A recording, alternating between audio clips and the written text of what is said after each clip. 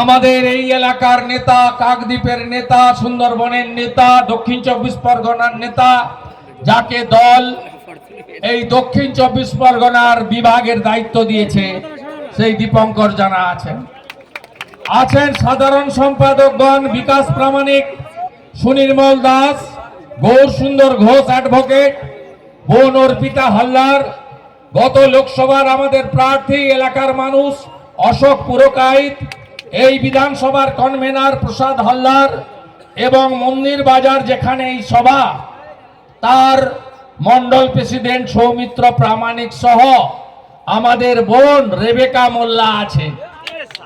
হাত ভেঙেছে, হাতের ভিতরে এখনো হাতের ভিতরে প্লেট লাগানো আছে, মাথা নত করেনি। এইরকম অজস্র কার্যকর্তা মঞ্চে আছে। আমি সময়ের অভাবে সকলের নাম না বলে একজন অভিনন্দন, রাজ্য থেকে এসেছেন রাজ্য কমিটির সদস্য আমাদের, বলছি অনুপমকে চিনাতে হবে, আমাদের অনুপম ঘোষ মহোদয়, যিনি এই সভার ব্যবস্থাপনা সহ সমগ্র দেখভাল করছেন, সকলকে ধন্যবাদ জানাই।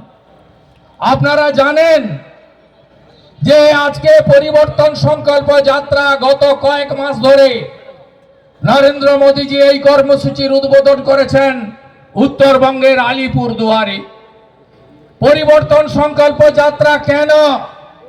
এই পশ্চিমবঙ্গের হিত গৌরব ফিরাতে হবে, বাংলার গৌরব ফিরিয়ে আনতে হবে এবং 15 বছর ধরে এই রাজ্যকে তিলে তিলে সর্বনাশ যারা করেছেন সেই তৃণমূল কংগ্রেসকে উৎখাত করতে হবে। আমি স্পষ্টভাবে বলতে পারি, প্রতিটা গ্রাম এলাকার